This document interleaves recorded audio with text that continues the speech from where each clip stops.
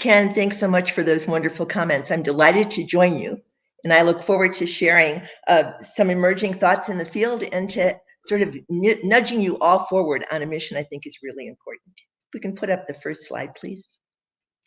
You know, when they talk about rearing the next generation in the US, it's often a conversation about the balance between parent autonomy, child safety, and child well-being.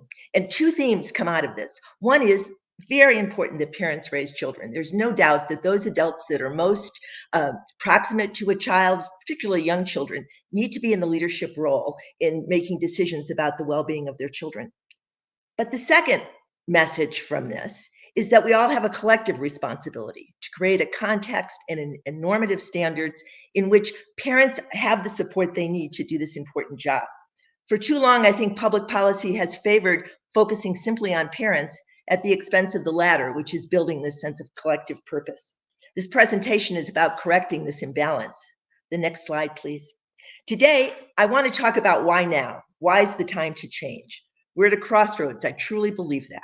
We can continue along offering targeted services limited simply to at-risk families, or we can reimagine a universal system of care that recognizes the common needs and aspirations of all parents and reaffirms our collective responsibility to meet those needs, to create an environment where asking for help and getting help is simply commonplace. Next slide, please. Now I'm going to just start with some historical musings. Harry Truman once commented that the only new things in the world is the history we do not know. So I wanted to spend some time talking about two early policies in this country that really, I think, have struggled with this balance between targeted and universal services. In both cases, the implementers started with a notion of doing things universally, but quickly turned around and started focusing only on those families they thought needed help. They did it in part because we thought targeting services were more cost efficient. We'd give resources only to those that needed it. But also, we assumed that interventions were somehow intrusive, that if you offer to talk to families, tell them what they want, somehow you're invading their space. I think that as we move forward, we can sort of correct this balance in a better way. Next slide, please. So the two historical snapshots I want to give is one talking about a progressive era policy. It was passed in 1921 called the Shepard-Towner Act. And the second is how we've considered planning and the evolution of child protection in this country. I want to start by recognizing these are not comprehensive histories. And like all histories, they're a snapshot. They're a snapshot taken through my lens. So I apologize ahead of time for any misstatements or omitted examples that you might hear about. So let's go to the Shepard-Towner Act on the next slide. So this was an act that I think represents the first federal investment in home visiting. It lasted only 10 years, but it was an approach that sought to build out public health systems across the country, extending benefits to all communities and all families with young children. This was a mean battle, even by today's standards. The American Medical Association called it a Bolshevik conspiracy, an attempt to socialize medicine. One of the best quotes I've seen on this period talked about this legislation as an attempt to remove children from the care of their parents by turning control of the mothers of the land over to a few single ladies holding government jobs in Washington. There is so much wrong with that sentence. But in the end, Congress passed it, in part because women now had the right to vote, and they weren't sure how women would vote, and they knew that children, particularly support around young children, was very important to them. This was a modest investment, totally about $1.5 million or $26 million in today's at today's levels. Each state got about $5,000 at the time, and they could bargain or do competitive process to get a little bit more. Only 3 states in the end didn't adopt this policy. The 3 states somewhat surprised me. It was Massachusetts, Connecticut, and my home state of Illinois. Every other state took the money and they attempted to do something to advance public health in their states. It had strong accountability standards. It was in some way a precursor to our emphasis on evidence-based practice today. And it reflected the notion of scientific charity at the time, that if we could collect data, if we could examine it, we could indeed make better public policy.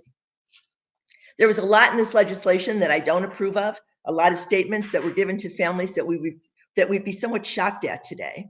But what I like about it, what's important about it, was it really provided mothers universal access without qualification to the services that were being provided. It assumed that all parents in all communities could benefit from some help around caring for their children. Next slide, please. So what was the impact of this effort? Well, the investments were certainly diverse. People did health conferences, they set up healthcare centers. They distributed 22 million pamphlets. Over 700,000 individual expectant mothers received services, many of whom received nurse home visiting services. And as the planners of the legislation had hoped, infant mortality did decline during this period by about 11%. Now, we know that there was a lot going on during this period to improve public health conditions. So one might ask, well, what was this legislation's particular unique contribution to the decline? Well, economists in Rutgers looked at the data, and they suggest that states probably covered about the investments in shepherd towns and accounted for between 9 to 21% of the decline in infant mortality across the various states. But it was primarily due to a decline in white infant mortality. I want you to hold that thought because it's an important thing to reflect on. This legislation ended in 1935 with passage of the Social Security Act, and we got more money, but the money became targeted. The objective was to provide these resources only to needy children, poor children, dependent children. And in defining this needy, it allowed us to in some way label those that needed the help as somehow failing. They were largely non-white, new arrivals to this country, those who couldn't take advantage of all the opportunities we were providing, ignoring the fact that those opportunities were neither universal, common, the same, or equitable across populations. Let's look at the next slide. Now, shifting to the child protection policy, a similar mindset was applied in our attempt to balance parental autonomy, child safety, and child well-being. First, Henry Kemp's seminal work, The Battered Child, that was published in 1962, talked about the horrendous cases of maltreatment that were found across the country. He went to hospital emergency rooms, he went to district attorney's offices, and he found some 700 cases in the year that he looked at it, in this sample of emergency rooms in DA offices. And of these cases, 11% had died, 28% had permanent brain damage. These were the worst of the worst cases. So what Henry suggested was a universal mandated reporting system where professionals, when they saw these cases, when they saw children at risk, could report them and get help for them. Every state passed this legislation between 1962 and 1967. Federal legislation in this area, the Child Abuse Prevention and Treatment Act of 1974, solidified this focus on mandated reporting and set up child welfare systems around the country. In doing so, they were very clear to say this isn't a poverty program. This is a program for all families in the sense that any parent faced with a particular level of stress might maltreat their children. From the beginning, however, the system was not equitable or not applied to all families. Surveillance and reporting fell more heavily, again, on poor children, children of color.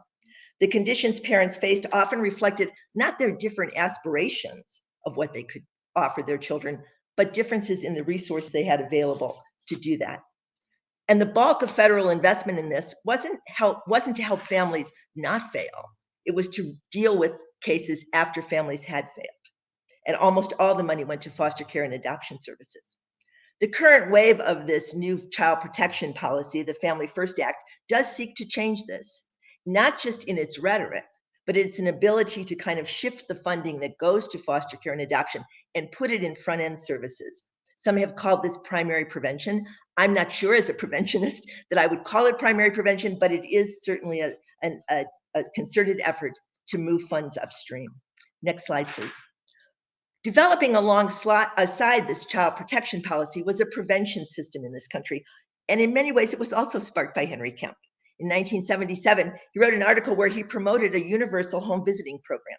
And he's labeled this as an expected, tax-supported right of every family, along with fire protection, police protection, and clean water, a societal service that we all deserve to have, and from which no one can be excluded. His home visitors were mothers, largely. He didn't talk about using nurses. Why did he talk about mothers? Because they would know what it took to raise a child, and they would know about the resources in their community, and they could help their neighbors and family members better meet the needs of their children. Prevention efforts overall were a little slower in taking off, but they did spark up around the country. I call this the thousand flowers bloom period, where any idea about how to do child abuse prevention was seen efficacious and everybody did it. We had a number of ideas, many of which were universal in their reach: parent education programs, family resource centers, general support to newborns and their parents. We believed that in order to do this, we did have to extend a net of service and support to all families. That notion of prevention being provided to everybody took a dramatic turn in the 1990s when we realized the real importance of early intervention, starting when a woman is pregnant and a baby is born. I think of this as we used to have a very horizontal view of prevention, and then we turned it on its head and we made it vertical. We said, you know what, we got to start with those first few years of life because that's the most important thing. And the research was telling us that was important.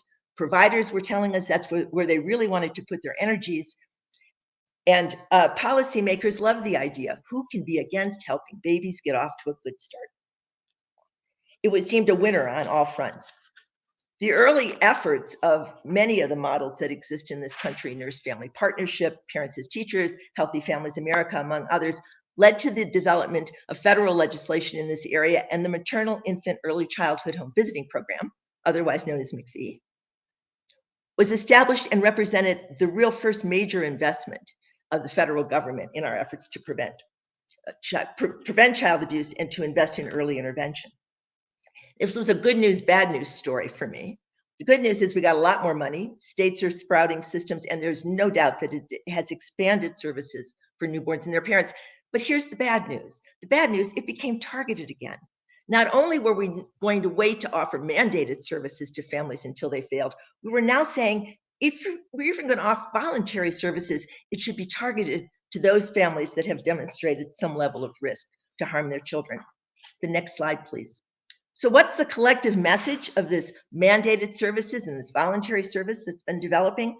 Well, CAPTA wasn't wrong in saying that this wasn't a poverty program, that the well-being of children was indeed something that had to be, that could occur in any family, given the right conditions, but it failed to build a response system that could accommodate the inevitable inequities in parental capacity that stem when the context in which parents are raising their kids is most certainly lacking. Both the child welfare system and increasingly our prevention services have been framed as being something you provide to families to avoid failure, or because you've labeled them as being at risk. We continue to assume that the best leverage point is fixing parents, not cultivating a context which provides equitable and quality support to parents and attention to children's needs. So what's our problem here? I think our problem is that we lacked some system to be able, an equitable shared mechanism to ensure that all families get the services they need. And I think this is where the idea of universal services fits quite nicely into our story. Next slide, please. So I like to think of this universal revolution we're in now as something of a renewal. I take this from Anne Maria Slaughter's new idea that there's a distinction between renewal versus innovation, which is doing something totally new, or restoration, doing what you did before. She views renewal as a middle ground in which you make old ideas new again. In other words, you had a good idea, but you made mistakes, and now you want a do-over in a way that retains your good idea, but applies it in a new, more equitable manner. She writes, you need to be radically honest with yourself to make this process work. You need to be able to identify what was wrong with your initial perspectives, values, and behaviors, and adjust them going forward. You need to do this with humility and an openness to learning. Now, I know there are some that are very concerned about the universal message. They think if we do universal services, oh my goodness, we're going to forget about the families that are most at need. We're going to maintain the status quo, and we're just going to keep things as they are. I don't think that has to be our destiny. I think we can take this, do it in a new way that does indeed address the inequities that we've seen in our system for so many years. And I also think that the greater risk here is to continue along the path we're on now, which is simply trying to fix the parents as if they were the only problem on the table. Next slide, please. So again, I want to remind you that universal prevention strategies have been around for a while, both in our public awareness and engagement efforts, in our family resource centers and the like. And in child sexual abuse prevention, we were very focused on providing a universal strategy for preventing child sexual abuse. We educated all children in all schools, in all preschools. We educated all youth serving organizations. We didn't just say some children could be at risk for this. We cast a very broad net, and that may be in truth why reports of child sexual abuse have declined. But we also are seeing a growth in population home-based home visiting programs.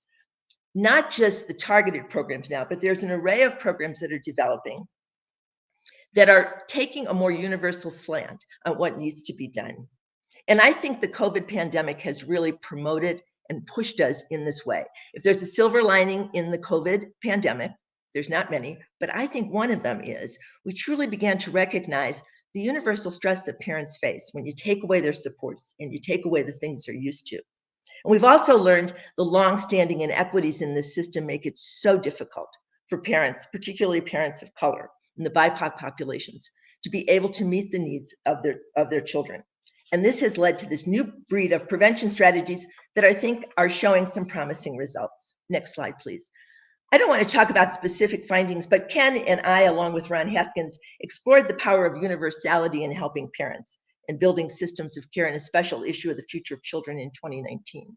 It was one of my great joys to work with both of these men as we tried to craft and identify efforts that were underway to really change this dynamic from just fixing parents to really building systems of care. These are some of the findings from this. I've cited the publication at the end. I'm not going to dwell on these, but I want you to observe that there are some variability in the findings we see. Not everybody found the same outcomes. Not every program tells the same story. But I'm not troubled by that because I don't know of any intervention that I've ever looked at where the findings were totally consistent. And what that tells me is that we have a lot of learning to do. We have a lot to do in terms of quality improvement and to better understand why programs work in certain contexts under certain times, why they work with certain populations under certain times. I think that as we look at this research and we play through it and it grows, and each of these models has developed even more studies from what we found out in 2019, that we're going to discover that we're getting better and we're on a path to success. We also know that of these models, if you go to the next slide, please, there's some common elements across them, elements that I think are really important as we build out our new universal prevention program. First, all of them have high penetration rates. They can attract and engage a vast majority of new parents within their target area. So it's universality, not just with rhetoric, but in an actual touch to every new parent, every child coming through a medical center, that you offer the same thing to everybody. You offer that opportunity for engagement. I think this helps us get away from the kind of stigma often associated with targeted services. I often hear in the targeted home visiting programs that I look at, parents worrying about whether they should take public benefits, worrying about whether they should ask for help, because, oh, that's not what real parents do. They feel that they've been singled out as having some sort of flaw. That's why we're offering them help. The beauty of this thing is there's no flaws anywhere. They're simply parents trying to get their job done. The second aspect of these programs that I think are important is that there's a structured, uniform discussion guide initiated in a user-friendly way. It's not a checklist. You know, when Henry set up his family stress checklist, it was truly a checklist. Are you a single parent? Are you a teen parent? Did you not get prenatal care? It was every sort of problem or issue that a family might have. This is a conversation about what do you need? How is it going? Do you have health care? Do you have a support system you can rely on? Or you have worries about the care of your baby? Are you worried about your safety? Just in general, at conversations with parents to help them identify the needs they have in order to meet to ensure the healthy development of their child and to understand how these needs may be impacting their own emotional capacity. Third, these programs offer an immediate response to the most salient problems. They're not fix-it programs. They're not education programs, although they do some small learnings or teachings to families in the moment where they have an immediate question. The goal is to see what are your needs and how can I give you a resource to meet those needs. It's very current. It gives parents license, I think, to ask for help. Because if you ask for help and you get it, you're more likely to ask for help again, as opposed to asking for help and not getting anything. That shuts you down. The way in which the responses are made in these programs is to let people know, if you come forward, we're going to be there for you and we're going to see that you get your needs met.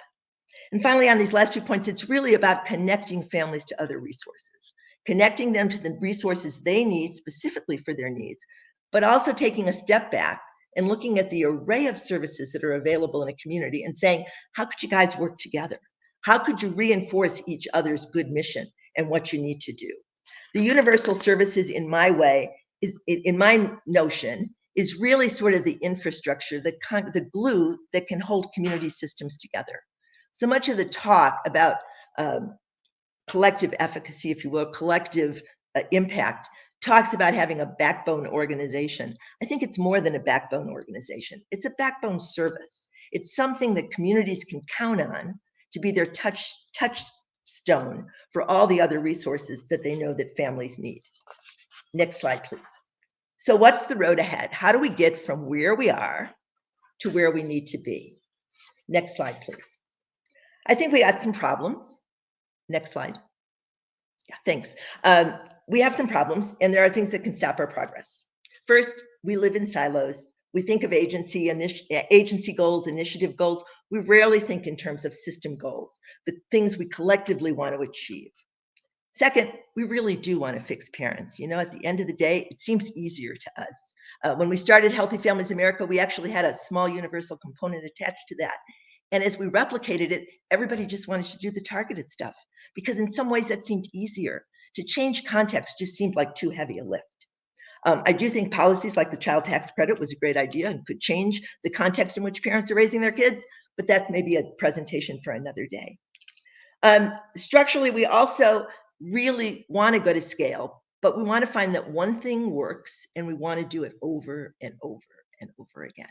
But here's the deal. It's not the same thing. Implementation science is difficult, but we know that no program, no matter how good, no matter how efficacious, is never going to work with everybody in every circumstance. We constantly have to make the adjustments where we fit program to context, program to families.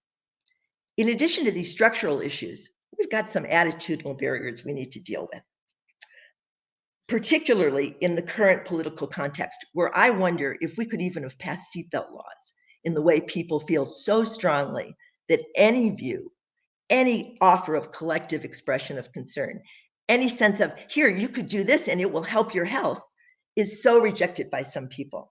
I think we need to change this from thinking of what we do in prevention as an intrusion in the minds of some to thinking of it as a gift. I've often said in some of the talks I've given that if someone stops you on the street and they ask you for $5, you probably feel a little more put upon than if they offer to give you $5. I suspect if someone offered to give you something, you wouldn't feel quite as put upon. We need to make people think of prevention as truly a gift, as something that will help them, and it's something that's given with no sense of you must do it my way or not do it at all. Second, we have this scarcity mindset. If Peter gets it, we must have taken it from Paul. We have to understand that that's not what happens. Public dollars are only one component to the capacity we have to support families and young children in this country. It's an important factor, but it's only one of those. If you think of early childhood, and we often refer to it as nurturing human capital, I think of universal services as potentially unearthing human capital. Recognizing as we talk with families, you might get it from a public source. You also might get it from your family, from your friends, from your local church, from your other supportive organizations, that there are both formal and informal ways to support families. And if you think of that as the bucket of resources you have to play with, there's no need to worry about scarcity. Next slide, please. So what's going to help us get out of this mess? Well, I see at least 3 pathways. I think we need to be more creative in where we go for expertise, how we view evidence, and centering our values. First, with respect to expertise, in the old days, people called thought leaders, people like me, people with professional credentials, said, what should we do? And we offered our advice, and people somehow thought we walked on water and we knew all the answers. I think today we know that parent voice, participant representation, and community preferences are just as important in deciding what will work and who are the experts in what people need. And blending those two perspectives is a challenge, but I think if we can do that, if we can know that we can both learn from both sides of the ledger, professionals can learn from families, families can learn from some of what professionals have to offer and what we've learned over the years of research. Second, with respect to evidence, there are multiple ways of learning, and we need to begin to use them. I do believe that strong standards of evidence and the belief that you need to have a robust counterfactual so that you know what you're doing is working is essential. Randomized controlled trials are important in many situations, and they indeed, as we think about policy, often help us define what success is. Success is having measurable and sustained impact on core outcomes of concern. But effective and equitable policy and practice requires more. Not all change is observable and measurable. Some characteristics and situations are harder to randomize for either logistical reasons or ethical reasons. Randomization can make it difficult to generalize because there's selection bias in who's even going to enroll in a randomized trial. And we know increasingly that people in the control conditions are free to get any service they want, quite honestly. You can't stop them from drawing on the resources that are available. Many variables serve as both confounding factors and mediators. Now, in some cases, you can control this with clever designs and new strategies, but they can't tell the total story. There are some things what participants tell us, the stories they bring to the table, are equally compelling evidence in telling us how we need to adjust our policies and how we need to vary our practice. The bottom line is no one method or design will do it all. They all have trade-offs. And we need to push for a new conceptualization of research that will challenge our perceptions of how things develop. Maybe you don't need small changes to get big changes. Maybe the big changes can come later through some different vehicle than simply changing the individual. What is the role about really making a context more receptive to families' outreach for support? All of that, as we consider building new programs, new systems, we have to balance those multiple ways of learning. And finally, in times of uncertainty, when the rules of the game change, and we're certainly in one of those periods, I think you need to be guided by your values, what you believe to be important. What is your true North Star? For too long in the field of social services, even in the field of home visiting, our North Star in this business has been more programs, more slots, bigger social service budgets. I think today we need to redirect ourselves as policy framers and advocates to a North Star that centers on achieving better outcomes for all children and their families. If we truly listen to families, we may find out they don't want what we're offering. And we're going to have to be humble enough to say, we need to change. Some programs will grow, some programs will go by the wayside. And it won't be because they weren't good programs. It's just that at every point in time, families will want something, they'll need something. And if we keep that door open, I think we can actually build a set of prevention services that are more equitable and in the long run, far more successful than what we're doing now. Next slide, please. So how do we judge our success?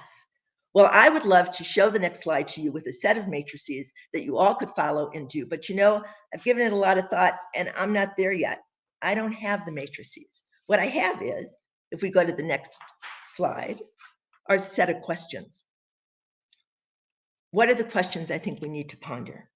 I think we need to ask ourselves what will make good on our promises of equity and equality of opportunity. How will we know we've done enough? How do we know we need to do more? What are we going to hold as our standard? I don't think we really know that. I think we give a lot of lip service to what we consider to be these outcomes to be, but we haven't thought through what it would actually look like in practice. Second, we have to ask ourselves, will we make room at the table for differing opinions, allowing all sides of an argument to have a voice, and ensuring our decisions reflect an understanding of these differences? It's one thing to listen to somebody, say, well, what are you thinking? And they say it, and you say, oh, yeah, that's great. And it's another thing to hear what they say, go back and reflect on your own thoughts, and say, this is how I can do it better. This is how I can change. This is how I can find common ground. And everybody at the table has to have that openness. Everybody has to say, I don't have the keys to the kingdom, I don't have all the answers, but it's only through the collective discourse that we can come up with better answers. Third, we have to ask ourselves, can we create a context in which all are comfortable asking for help and all are collectively comfortable giving it? You know, I've done a lot of surveys in a lot of communities, and I asked people in the last 6 months, how often have you offered help with others around parenting concerns? And how often have you asked for help? And every time I do the survey, whether it's rural America, urban America, different populations of families, people are twice as likely to tell me they've given help than they've asked for help. If there's a problem in this social exchange, it's that we have to open ourselves up and be vulnerable enough and trusting enough to be able to ask for the assistance when we need it. And we need to encourage people to be sure that they're there for people, not just people like them, not just people that look like them, not just people in their own community, but they can look at all families, all populations as being in need of and deserving of our support and care. And then finally, can we extend this universal pattern beyond the first few years of life and begin to have check-in points? I know Ken has talked about this a lot. I so agree. Check-in points at later points in time. You know, most 5-year-olds become 6-year-olds, who become 8-year-olds, who become 10-year-olds, who become teenagers. And parenting is a process that changes at every single developmental step of your child's development. And we need to be offering those services to families and asking those questions about needs for help. Finally, I want to end with a quote, last slide, please, about staying the course. This is something Lyndon Johnson said when he introduced the Great Society. I saw it at the Johnson Library several years ago, and I was so taken by it. And let me just read it. The Great Society asks not how much, but how good. Not only how to create wealth, but how to use it. Not only how fast we're going, but where are we headed? It proposes as the first test for a nation the quality of its people, I might say the quality and well-being of its children. This kind of society will not flourish spontaneously from swelling riches or surging power. It will not be the gift of government or the creation of presidents. It will require of every American, for many generations, both faith in the destination and the fortitude to make the journey. And like freedom itself, it will always be challenge and not fulfillment. The two things I take away from this are, first, that it requires all Americans to be involved. You can't pass the buck. You can't assume somebody else will do it. We really all do have a role to play in helping the next generation. And we have to have that commitment in seeing, doesn't matter who gets the credit. The bigger issue is that we get it accomplished. Secondly, that this is a long haul process. It's not for the faint of heart. We don't let our failures or our missteps blind us to our progress. We move ahead. And I think we can reimagine a world built on a universal platform in which all children and their families will indeed be supported without qualification. Thank you. Deb, thank you so much for that wonderful presentation. I especially appreciate you providing us with the historical context, the framing as universal renewal, helping us think about the road ahead and charting the course, including the challenges that we're going to face along the way. I think you've really provided us with a terrific foundation for today's events during the conference. So thank you so much.